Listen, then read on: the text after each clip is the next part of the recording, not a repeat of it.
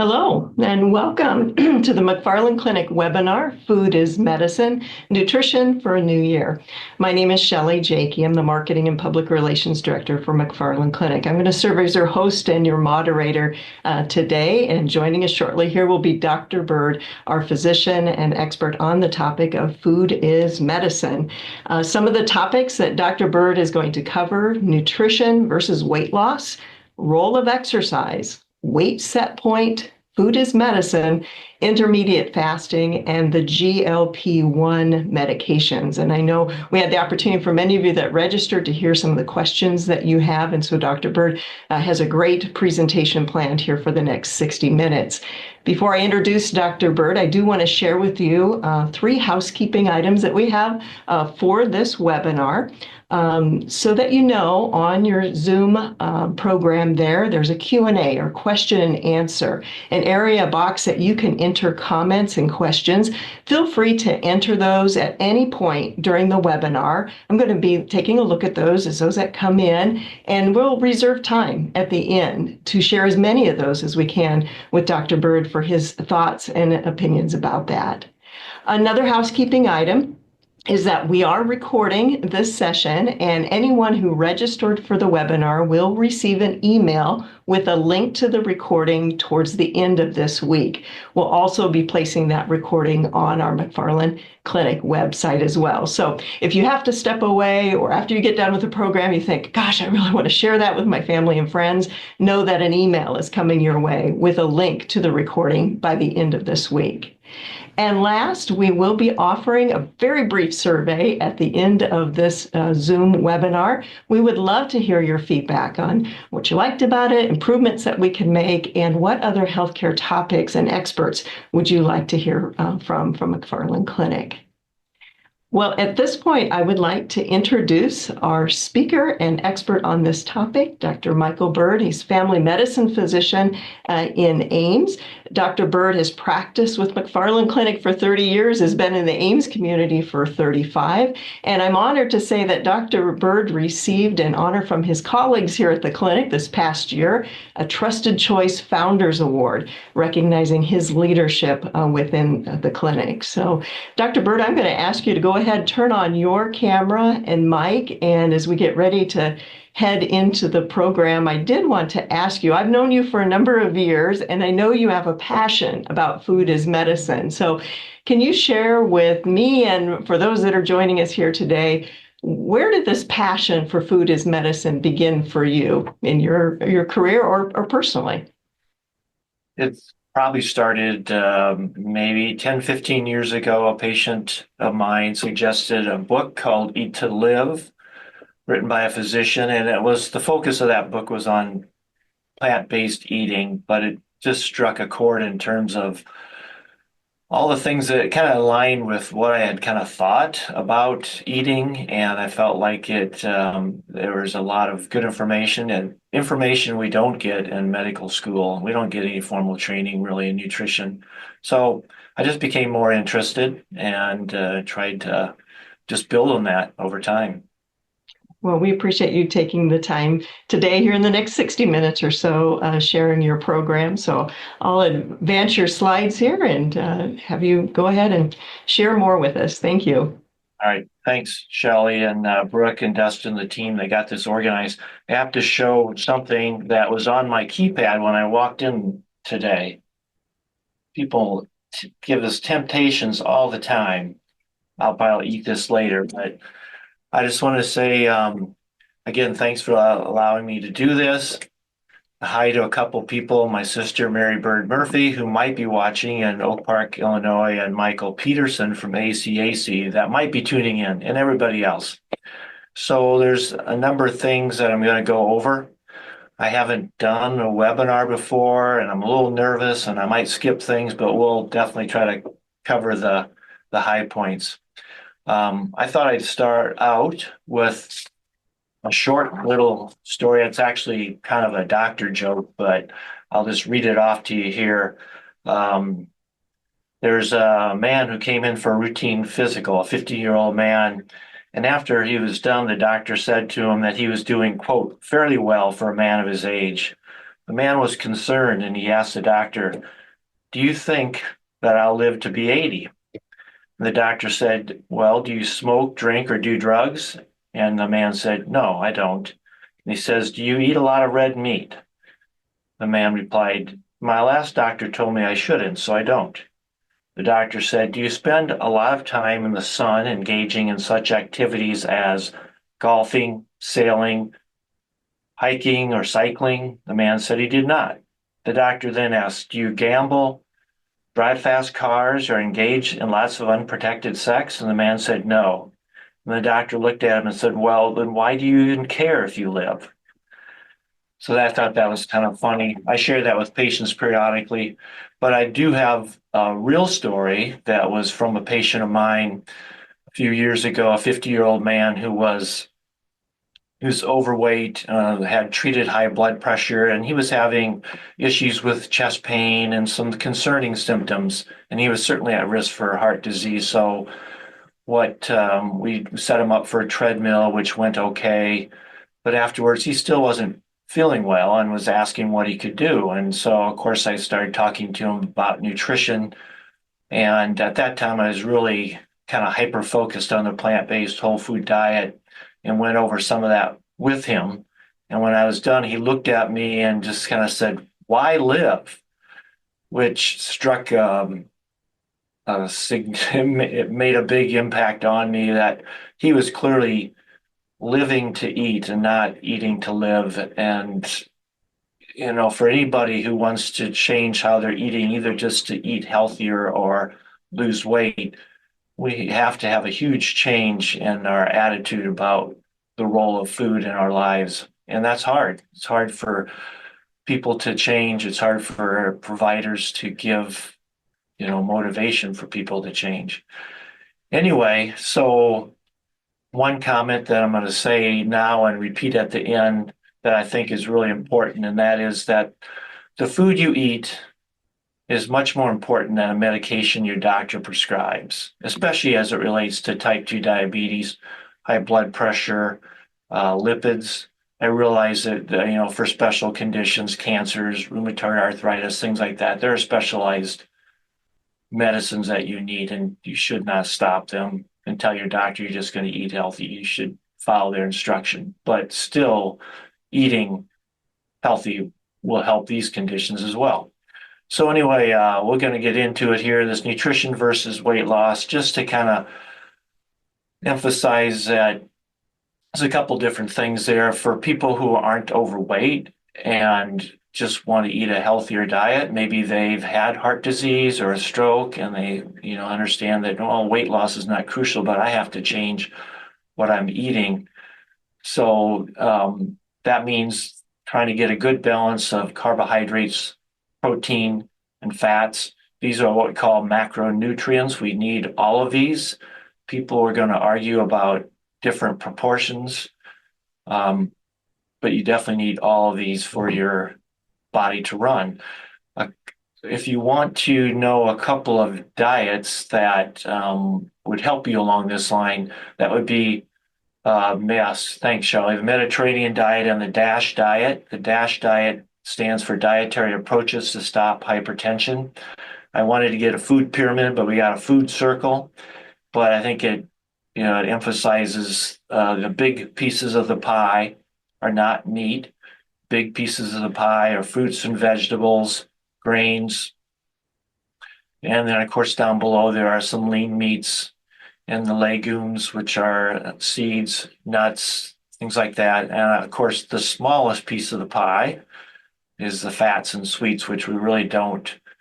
You don't need sweets, of course, but they're putting that in there so that people feel better about having a little bit. But those, I encourage you, if you want to get specifics about that, it's really simple. You can just Google Mediterranean diet or DASH diet recipes, and you can, get a lot of information. You don't have to try to think about what to put together. They can provide some meal plans for you. Could you go back to the other slide, the previous slide, Shelley? So that's the nutritional diets. weight loss, we're going to talk more about that, but you've heard terms like keto diets, Atkins diets, low carb diets, limited cal diets. There's tons of different things out there, and that's what we're going to talk most about. I put this question in here: can achieving weight loss by any method help? Well, the simple answer is yes. And what I see in my daily practice, I see a lot of patients who have diabetes, and before I go into the exam room, I pull up their chart, and the first thing I look at is their weight, because I know if their weight's stable or down a few pounds, then everything's going to be good. Their A1C, which is a measure of their diabetes control, is probably going to be good. Blood pressure, and it makes my work uh, makes much less work for me. But if they've gained 5 pounds or a little more, then I know I'm going to be talking to them about what they can do with their diet or increasing their insulin or increasing their medications. It's really that simple. And in some respect, I don't really care how they get there. And I'm saying that as I'm talking about nutrition, but it's the weight management is so important. Um, and I've had some patients who are going to eating basically a carnivore diet, meat, and that's been shown to be effective for diabetes, high blood pressure, weight control. Might not help your lipid profile. There might be some issues with cancer risk with meats, but as it relates to diabetes, hypertension, it clearly helps. So weight management, yeah, very important. Okay, can you move to the next slide? So I put this in here because exercise is very important, but we have to keep it in perspective. And this is the thing that I'm sure a lot of providers get, and I get it every day. As soon as I mention weight loss, as soon as that comes up, the first thing a patient tells me is that, yes, I know I have to start exercising more. And I just kind of bite my tongue because, yeah, exercise is important. It helps our cardiovascular fitness, our joint health, and lots of things. But the role it plays in weight loss is not that large. It might be 10% in terms of actually calories burned. It's important, but you have to change the way you eat or you're not going to get to your goal. So that's going to go over this a little bit. If you read about eating and weight set point, it's this concept that as an adult, our bodies get to a certain weight and they like to stay there. And it usually takes a while. And, as an example, if somebody's ideal body weight is maybe 180 pounds, but as they go through midlife, they kind of trend up to 200, 230, and maybe they sit at 230 for 10, 15 years. That's probably what we would call their weight set point, and their body likes to stay there. And they can make a change in their diet. They can, pick any of these weight loss diets, and they're going to have success. You can have success for months, maybe longer than that. At some point, statistically, most people unfortunately return to that weight set point, and sometimes they overshoot it. And it just seems to be this internal drive to get back there, whether it's a craving for food or drifting back to old habits. And then, supposedly it should work at the other end too in terms of weight changes. I see this maybe in myself. If I go on vacation, I might be less active. I'm eating differently, but my weight doesn't change that much. But if, of course, I'm on vacation for 2 months, it might. But the weight set point is more of an observation rather than, a thing you can measure. Can we change the weight set point? Well, you can with bariatric surgery, at least for a while. That's the one thing that clearly works. It might not work long term, but for a period of time. And I think the other questions that we'll talk about a little bit later is, could you change it by using one of these new injectable drugs, the GLP-1 drugs? If you use it for a period of time, with that, actually reset it to a lower number that you could maintain without the medicine. So that's the weight set point. Okay, we can move on. So this is something that this is a pamphlet that put together by myself and Dr. Jacob Alexander, one of my partners, and was modified recently by Amy Turhar, who's some special interest in nutrition. So I'm just going to go over this briefly. I would tell you that this is a pamphlet that your doctor, if they don't have it in their office, they can get it and you can ask for it. All the doctor needs to do is contact McFarland marketing department and ask for it, and they can get as many as they want. The other way you can get it is your doctor can have it printed on your after visit summary after you see them. They what we there's what we call a smart phrase. I'll put it up here. Not going to be able to see it. All they have to do is put McNutt, MCNUT, tell them that, and they can put it on your after visit summary, and that will put all this information there. So I'll just go over a few things on what's in there. There's more information than shown here, but so what to eat, optimally you're eating whole foods, meaning foods that aren't processed food.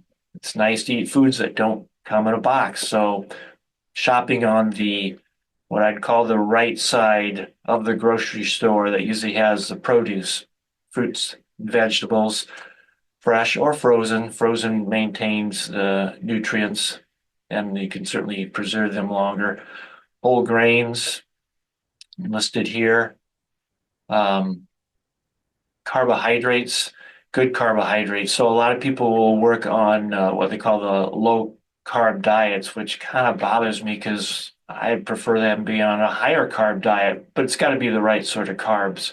The things you get in the foods that are listed above on the slide, obviously not candy and lots of pasta, breads, and white rice, which are more of the simple carbs and not the best carbs.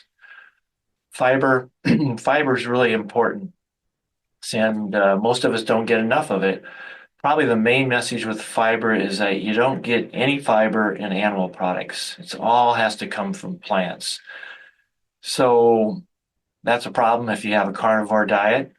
Fiber is important not just for having regular bowel movements, but it helps maintain what we call our gut microbiome, which is the mix of bacteria that help us digest food. It also kind of slows the release of food into the system. It can help lower blood sugar in that fashion with diabetes. Estimates that women need 25 grams of fiber per day, men 35. And I just tell patients, if you're not going to get in the diet, then you should take a supplement that you can get the psyllium, which is the ingredient in Metamucil. And if you don't like Metamucil, you can get it in fiber caps. This is one of my daily supplements, good old fiber caps. Okay, we can move on there. So what to limit? Well, we saw in that pie chart, I guess, the meat component of it, lean meat was a small part of what's recommended in Mediterranean and DASH diets. Maybe the main message here is processed meats. Processed meats means anything that you do to meat that preserves it longer, allows it to last longer in the grocery store or in your refrigerator. Processing meat increases the risk for cancer. So the World Health Organization classifies processed meats as carcinogens. So, sad to say, but bacon and things like that, pepperoni, sausages, not good for us. It's different if you want to take your cow from the pasture and take it to the locker and have them butcher it and cut it up and freeze it and take it home. That's different. That's not processed meat. And as long as you limit that, you should be fine.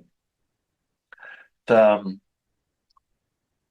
we kind of talked about refined carbs, things you're going to get, and white rice is a classic one, some pastas, things like that. Salt intake.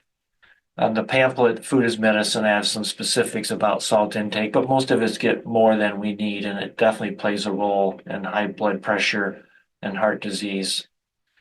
And then the sugar processed foods, tend to have a pro-inflammatory effect in our body. So limiting them is good. So, and then, yeah, I said make a plan. We all need some sort of motivation, and it really helps us if we plan ahead and, um, rather than day to day trying to decide what you're going to do, you have to look to the long run, make a plan, and stick with it. The exercise talked about that. Some exercise is good. The calories listed there, I'd be cautious about that. I talked to a lot of adult women, especially past menopause, and they tell me they're eating 1,200 calories a day and they're not losing weight, which is a little depressing, but true for a lot of women. So calories are important, but you got to be careful about sticking to a certain number. It might not work for you. Okay, so that's the last page here. The most important thing about this is the last, the quoted phrase here by Michael Pollan. He writes a lot of books that you might look at, and his 7 words: eat food, not too much, mostly plants. The eat food is important because when he says eat food, he's talking about food which is not processed food, whole foods, good food.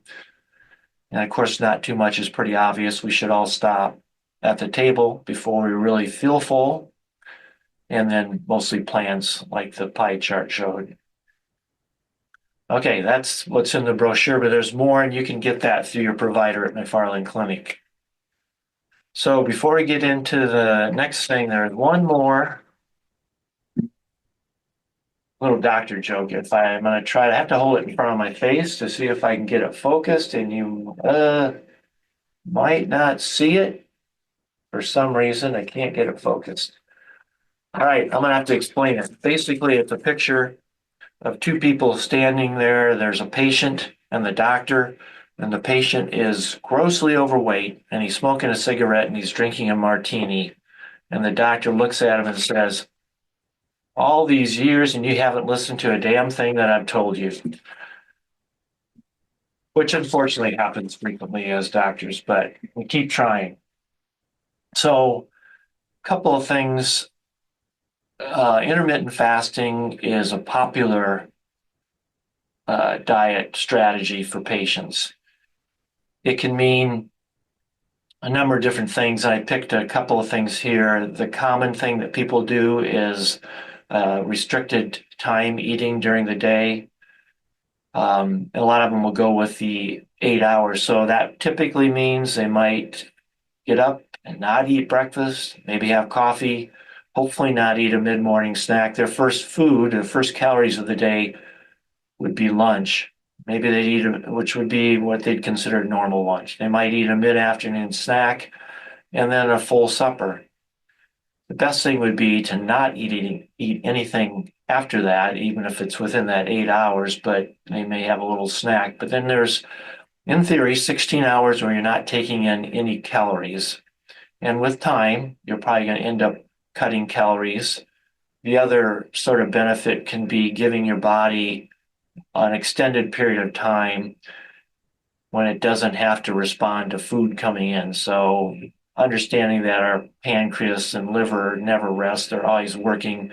They don't have to respond as aggressively to calories coming in. And so in theory, your insulin sensitivity might be better. Your cells might work better with the insulin that's made if they have some time where they're not bombarded all because of the food you're taking in. The 5-2 diet simply means out of 7 days a week, you're eating 5 days, and there's 2 days that you don't eat. And that could be don't eat anything or major restrict your calories, and that could be 500 or less. I read some information. They've done some studies with what can a doctor tell a patient in a short time in the exam room. Because in reality, here's what happens when you try to discuss nutrition, it usually comes up at the end of the visit. I might say, okay, when you come in next time, I'm going to challenge you to lose 5 to 10 pounds over the next 4 months. And the patient might say, okay, how do I do that? Well, I'm out of time. and it's kind of a big topic. So they've did a little study, and this when the doctor tries to explain the 5-2 diet, it's really pretty simple. Tell them you can eat 5 days a week pretty normally, and 2 days a week don't eat, or don't eat hardly anything, maybe 500 calories or less. And usually people are going to pick 2 days when they're working because it's a little easier to control your access to food when you're at work, other than maybe the Ghirardelli chocolate like I had. But anyway, in theory, you can. And of course, in those days, you have to drink plenty of fluids. And with time, if you can stick to that, you're going to drop weight because you're basically taking in less calories. So that's a little bit more challenging going for a whole day or most of the day and eating very little, if anything. And why it should work. Well, in theory, if you're not taking in food, your body will have to go to some of its storage to supply nutrition. And after it uses up the ready sources of glucose storage, then might hopefully burn some fat. So those are a couple of examples. I can tell you that I have a lot of people who do intermittent fasting, and unfortunately, I haven't had them have that much success, which is frustrating. And I'm not sure if it's because maybe they're not telling me what they're snacking on or something like that. I think it can be successful. I have at the bottom here, is it safe? I put that on there because in general, we consider fasting safe. It's something that over time, we know that people, like our ancestors, they didn't have ready access to a refrigerator. They had to probably go a day or more without eating, if they were hunter-gatherers. Of course, they didn't live as long, but they had other things that shortened their life besides lack of calories. At any rate, there was a study or a paper presented at the American Cardiology Society in Chicago last year, where there was a survey of 20,000 patients who reported doing the intermittent fasting. And this was an observational study, so it wasn't a controlled thing, but these were people who said, yes, I've been doing this diet, this sort of eating for 10 to 15 years. And what they found is that they had a 91% increase in their risk of heart disease, which was kind of worrisome. But the deal with that is that we don't know all the details. These people may have chosen to eat this way because they had increased risk due to family history or other reasons. So I don't think we can really say, don't do this diet, but it's just something to think about. Okay, we can move on. So the GLP-1 medications. So these are the ones that we hear about. If you watch TV, you see them on TV all the time. Ozempic's a big one. There's also, they go by many different names, and you're familiar with them. But I'm going to talk about a little bit about how they work. So GLP stands for glucagon-like peptides. So these are peptides, enzymes that are released from the small intestine, naturally occurring enzymes released from the small intestine in response to food. So it helps us handle the food we eat. Food comes into the gut releases these proteins, and they have multiple actions. One is that they go to the brain and work on the satiety center and tell us slow down the eating. They also go to the stomach and they delay the release of food from the stomach. They work in the pancreas by increasing insulin release to help handle the sugar that's broken down from the food we eat. And they reduce the production or release of glucagon. Glucagon is a natural enzyme that goes to sugar stores and releases those to the system. So they have multiple actions, and these synthetic products mimic those hormones. So you could understand that it can be quite effective. And they are quite effective in terms of weight loss, anywhere from 5 to 20% body weight over time. They can help people lose. They don't work for everybody. And I see that in my patients that some say they aren't hungry at all when they use them. Some say it doesn't affect them that much. And of course, the specific med and dose makes a difference. So most of these, or all of these, were initially approved for diabetes, type 2 diabetes, and they've actually been out quite a while. Initial drugs from this class in 2005, but mainly the past 5 years, there's been several more that have hit the market. They've been really promoted for weight loss. They do have side effects. The most common would be nausea. I have a few patients who just cannot tolerate them, even at the lowest dose, because of continued nausea.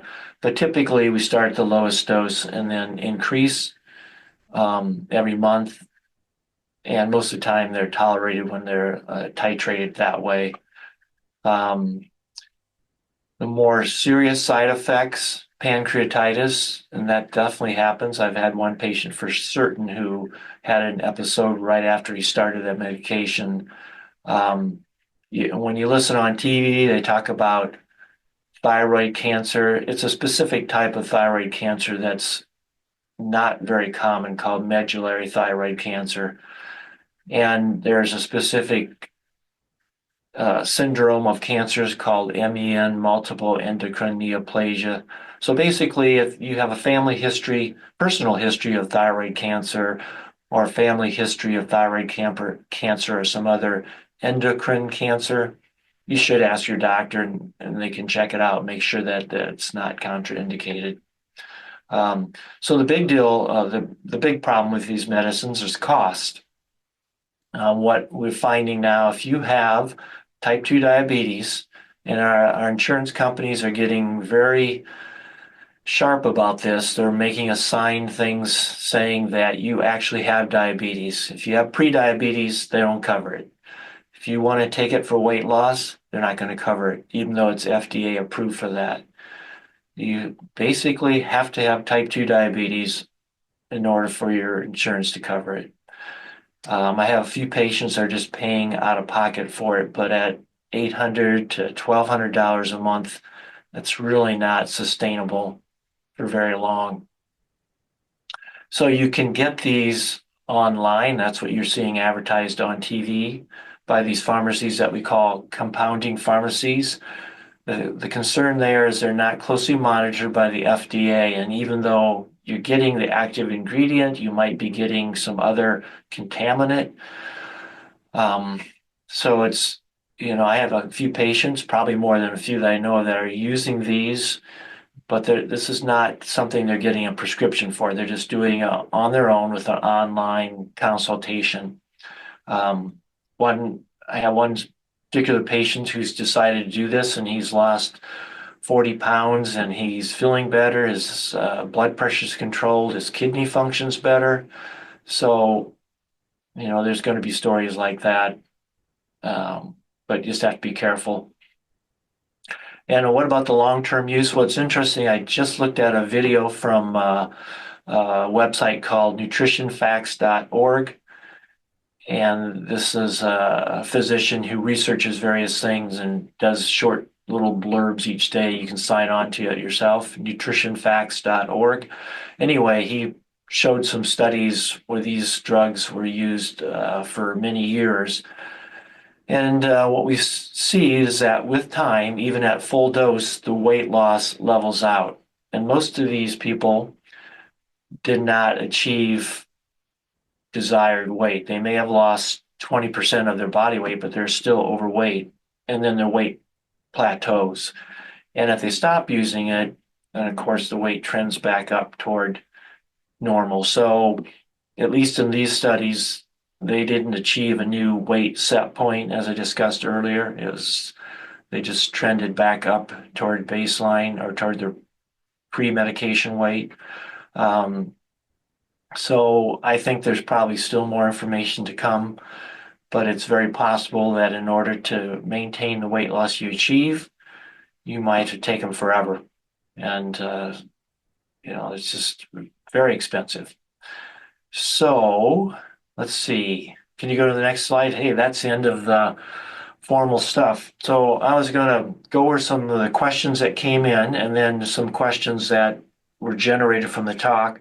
But I wanted to repeat what I said at the beginning, and that is the food you eat is much more important than the medication your doctor prescribes.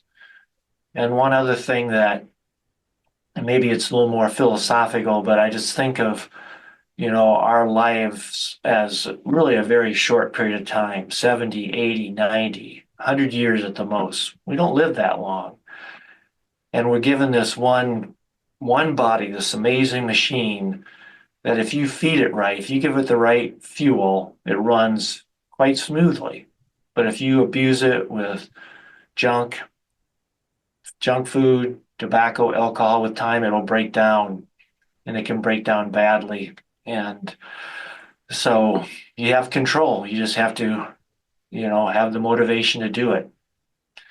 So that's that. What I was going to do is just go over some of the questions that came in, and then we can go over any questions that came up during the talk. These were pre-submitted questions that the marketing team kind of grouped together. Some of them, and I felt like we covered during the talk, so I won't do all of them. There was some questions about diet for specific conditions such as Parkinson's disease, osteoarthritis, and I would say there's definite information that plant-based diets, that means basically vegan, can help because these diets are anti-inflammatory diets. They have a lot of what we call phytochemicals, phytonutrients, small micronutrients that help control inflammation versus high meat diets. Someone asked specifically about prediabetes, and what I would say with that is number one, weight control is going to be your most important thing there. And I also put a plug in for Mary Greeley's diabetic team. They have a pre-diabetic program that if you have Medicare plus a supplement, it's a freebie. And so if you have prediabetes, ask your doctor about the pre-diabetes program through Mary Greeley. It's really good. So, diet and aging. I think the main message, not a surprise, is that as we age, we need less calories. There is some information that our protein intake should maybe go up. You have to try to maintain muscle mass, which becomes difficult as we age. The only thing I'd say about that is that you'd want to talk to your doctor if you have diabetes or kidney disease, because in those situations, you don't want to eat more protein. Question about supplements. I can just tell you my bias is that I'm not a big proponent of people taking multiple supplements and vitamins. If you eat a balanced diet, you're going to get it through your food, which is a much better way, as you can imagine, getting small amounts in your food versus a large glob of a vitamin, and who knows how much you absorb. Just taking maybe one multivitamin with iron and maybe extra vitamin D. You should talk to your doctor about that, but that might be appropriate. Yeah, specific questions about inflammation. Plant-based diets are the diets if you want to eat an anti-inflammatory diet. Someone asked about diabetic meds and how it might affect absorption of nutrients. The one thing I'd say there is that if you take metformin, it definitely impairs B12, vitamin B12 absorption. So you should talk to your doctor. Your doctor will know and should be checking your vitamin B12 yearly to make sure you're not deficient in vitamin B12. I think that was kind of my summary of the pre-submitted questions. And yeah, I guess I'll just open it up to any questions that were generated. Great. Thank you, Dr. Bird, so much for sharing your expertise and experiences in this area. And we do have quite a few questions coming in, so we'll try to get through as many of those as we can. And I'll try to even group them here as we go along. Right away, I could see some questions coming in from individuals relating to eating certain sources of proteins that cause bloating and gassiness, especially if someone's a vegetarian and they're eating a lot of beans and things like that. Any recommendations there on how to reduce that is the question. So I think it's the carbs in those foods that'll cause the gas. And so a couple of things. One is just to kind of control the rate of, well, so I back up and say that your body will become accustomed to it to some degree. So once you start, you're going to have some more trouble. With time, it'll get better. But I can tell you that personally, sometimes I go on splurges where I'll make something that has a lot of beans and stuff, and I'm not eating that regularly, and definitely there's an adjustment. I so I don't have a ton of expertise in that, except that try to spread it out and be more consistent with your exposure to those things, and your body will handle it better. I do think there's some ways of preparing that it can help, and I don't, I have and I know one of my colleagues who has some Indian in background, and they have some ways of preparing food. So I would also suggest a little Google in that regard. You might get more details. Question here about, does drinking diet soda increase your cravings for sweets? Uh, so that's a kind of a big controversy. I think that the obvious thing, which is not what the question was, but I gotta believe that diet soda is better than regular soda in terms of no calories versus calories. But there is, I think, some controversy that the NutraSweet, which is the sweetener in our diet sodas, may stimulate insulin release, so that have some negative um, effects in that regard. I, I think I don't know that there's any science behind increasing cravings. And this is just my personal thing. When I drink diet soda, yeah, salty chips and things go well with it. So I think we want to limit diet soda for sure. Okay, kind of along the same line of sweets, is high fructose corn syrup worse than other sugars? Yes, definitely. Not really a natural substance, and our body doesn't handle it well. A lot of, uh, yeah, there's a really good book, and I can't think of the name of it right now, but it really addresses that, and how the high fructose corn syrup not good for our bodies in terms of um, how it's handled and deposition into the liver, fatty liver, which is a really common problem, and the negative effects on our body. So yes, definitely worse than. A person says, I've never eaten vegetables. How can I start to eat vegetables and enjoy them? Um, That's interesting.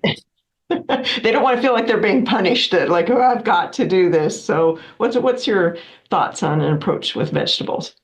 Yeah, so I think it is true that a lot of people will think of just, salads, lettuce and stuff like that, but you can do a ton with the legumes, the sweet potatoes, and I don't know. I mean, personally, I really like roasted vegetables, and sometimes I'll do grain bowls where you just take a variety of, you could take sweet potatoes, broccoli, whatever, chop them up, roast them, and then you have them over a grain, and then you can make something, a topping that's, there's a lot of nutritious one that utilize like chickpeas, cashews, things like that.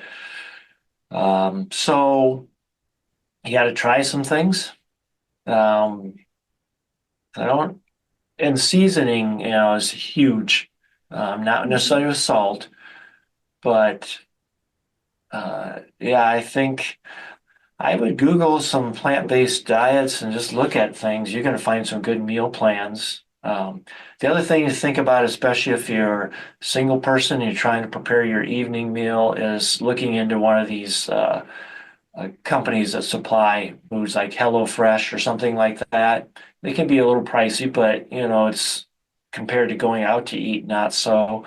And they'll send you the supplies that you can, quickly cook the meal. So you don't have to try to figure out what you're going to do, and you could try that for a bit. Okay. Does protein degrade over time? Person says, I understand we should consume fresh fruits and vegetables to retain their antioxidants. What about protein? Can we cook them and refrigerate without decreasing the protein's nutrition value? Yeah, so some of these things are a little bit fringe on my expertise. So I'm just kind of thinking through that, and it makes sense that it wouldn't degrade. I know that frozen vegetables retain their, nutrition, and that's one way to kind of preserve things, because certainly buying fresh produce, you have to be careful because it's expensive. And if you don't utilize it right, it's going to go bad. Um, so my thought is that no, you're not going to lose the protein content, the protein value. This person's after my own heart here. What are your thoughts on snacking and which snacks would you suggest? Uh, well, I'm usually thinking of snacks for people that are asking me about when they're doing weight control. So I'm usually suggesting things like celery sticks, carrot sticks, not dipped in ranch dressing or something like that. Things that will curb your hunger a little bit, but not give you a lot of fat and calories. It's, I think, optimal not to snack, give your body that break, and maybe eat. I think there's some logic to eating a fuller meal, whether it's one or two or three full meals a day and not snack. But if you have to in the evening, yeah, the low calorie snacks, some fresh veggies, with little hummus, maybe something like that. Um, Shifting gears a bit back to the fasting, a person's asking if fasting is good for pre-diabetic patient, and maybe you stated this again in the presentation, if there's certain health conditions someone has, whether they should be intermittent fasting and or be in discussion with their physician. But this question is fasting good for pre-diabetes? well, I would say yes. Well, especially if it helps control weight, because weight control is so key. Because when I see people move from pre-diabetes to diabetes, it's almost always with weight gain. We know that as we age, that a pancreas, just like other organs, doesn't work as well. So yeah, with time, you could move toward a diabetic state even without gaining weight, but it's usually with weight gain. So yeah, I think the intermittent fasting and that concept, whether it's the 5-2 or something, some other version, can definitely help. Yes. Okay, great. This question is on the topic of the GLP-1s. This person is asking, how do you not lose weight on GLP meds? This person's indicating they're relatively skinny diabetic and does not need to lose weight. So Yeah. some people may be put on a drug for diabetes, correct? But how do they not lose weight? Yeah. So I think there's a couple of things that, I mean, personally, I go to that class sooner than later if the person's overweight. But in this situation, um, I have to say, I haven't, had a lot of personal experience about using it in patients with diabetes that are at ideal body weight. Um, so, I mean, if I prescribe it, it's something I would watch because you don't want to lose muscle mass. That's another thing that has come up that there's some concern that when you're losing weight with these drugs, you're losing a disproportionate amount of muscle mass. I don't know if that's true for everybody, but a concern. So I guess for this person, I would just have to kind of see their full diabetic regimen and just question, is that not question their doctor so much, but is that the best drug for them? You know, maybe Mhm. there's a better choice.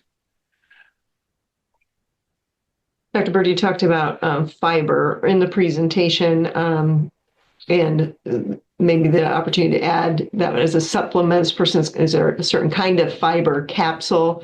How much of the fiber needs to be soluble was another question I saw come through. Any more you want to expand upon not only getting fiber through the food you eat, but possibly supplementing it in? Yeah, personally, I'm kind of a fan of psyllium, which is a husk of wheat that's in Metamucil, and you can get that through the Metamucil powder, which makes kind of a nasty slurry, which I don't like. But you can get Metamucil wafers, which are kind of tasty, and then you can get the psyllium just in a capsule.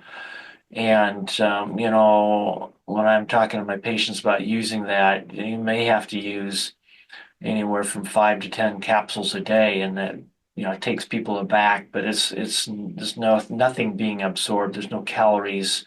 You can adjust it as needed, um, just based on how your body's responding.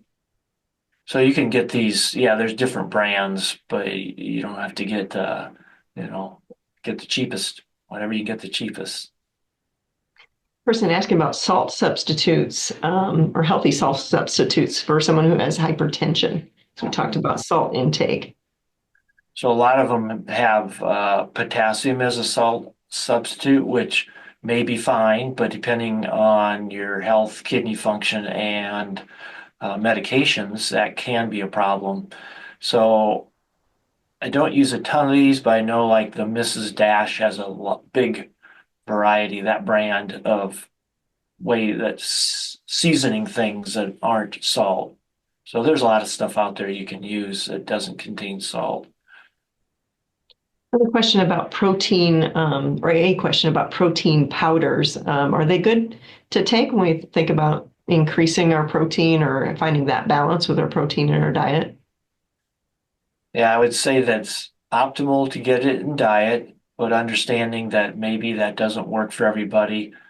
So something I'm exploring myself a little bit because I'm thinking that maybe my protein isn't enough. And I was just at the grocery store actually looking at protein powder this morning. So I'm just going to have to say I don't have, I don't know of studies that compare people just trying to beef up their protein intake with diet, whether it's, meat or plants, and you can certainly get protein in your plants versus protein powder. I mean, we do encourage people to use some of these calorie boosting things that have more protein fat when they're struggling.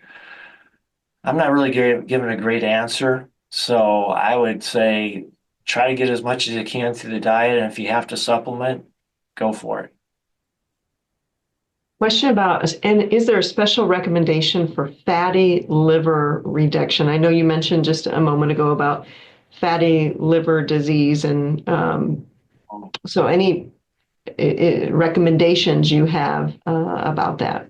Yeah. So it's a big, big problem. And I would just say a couple other things before I go directly to the question, and that is that people have fatty liver even with kind of what we'd consider moderate or low level alcohol intake can be a huge, kind of synergistic effect, negative effect when you do that. So, but fatty liver, there is no medication that treats fatty liver. I mean, you might say if you take a GLP-1 and you lose weight, will that help? Yeah, it should help. So weight loss is the only way to improve it. And maybe, I don't know if I'm not aware of a specific study where they've used the GLP-1 meds and then measured fatty liver by, ultrasound or something like that. So basically anything that can get you to lose weight is going to help. Okay. Um, I'm trying to categorize this as best I can. We got a lot of great questions coming in here. I don't know that we're going to get to everyone's here. We got just a few more minutes. This person's asking, do you think sugar intake over time can be contributing factor to pancreatic disease, including cancer? I would say maybe in terms of simple sugars that may increase inflammation in the body. I think just under that general heading, um, that it could be at increased risk, meaning that if you eat a lot of processed foods that contain simple sugars that tend to be pro-inflammatory, anything that does that, I think is going to increase your risk for cancer. But I don't know that there's a clear link there. Thoughts on tofu and soy? Go for it. No, I mean, tofu is a great source of protein. I mean, I do, it's taken me a little while to get to eating it because it's just kind of blubbery stuff. But if you, it has so much moisture in it, you can literally not burn the stuff by, putting it in a pan without any oil and frying it and searing it. And so seasoning is really important when you eat it. So I think it's a great source of protein. Yeah. um, Question, maybe one more here before we wrap up. Talking about, can you elaborate on hormonal impact on weight? Dietary recommendations for people who are perimenopause, menopause. Are there resources at McFarland or other resources? And you spoke to that a bit, I know, in the presentation about the struggle is real, right, for folks that are going through that phase of life. So, any Yeah. other resources or thoughts there? The simple answer is no. I mean, we know that when women go through menopause and estrogen drops, that there's a tendency to gain some weight. And that, I don't think there's going to be any provider that currently would recommend estrogen supplement to control weight. There's just too many negatives associated with, hormone replacement to do that. And it may not work anyway. So, I think the key there, and it's not that helpful, really is just to have a plan. Have a plan going into menopause, saying, okay, I know I'm going to have to deal with this, so I'm going to have to step up, maybe a little more exercise and look at my diet and try to make these changes. I don't know if the doctors who do women's health care all the time have more resources, but I'm not aware of any specific um, help there other than being more aggressive with all the routine diet control things. Sorry, don't have the magic answer there. This person had a question, but also a compliment to you, doctor, that I do want to share for our group. A person says, do you see a future where nutrition will become more of a focus in medicine? And they're thanking you, Dr. Bird, for being a pioneer in this area. I mean, I hope so. I mean, I've always kind of try to think things through how at McFarland that we could do a better job, and that might be group, have some regular group things or large amount of people could attend, or as part of that have a cooking class or someone to come in and cook a couple of vegetarian meals, because that's where a lot of my patients struggle. They're interested in eating differently, and maybe I tell them maybe you can have one or two vegetarian meals a week. I never used to think of eating a meal without meat, but now I don't do it all the time, but it's easy and I can be satisfied. But some people just don't, even despite Googling, they just don't know, what do I do? And so that would be great. I think that's something that's a doable thing. We just need a few other motivated people and a place to do it. I hope so. Okay. Well, I know there's quite a few more questions that we did not get to, and several of them related to resources, either individuals asking about certain resources or inquiring about where to go to.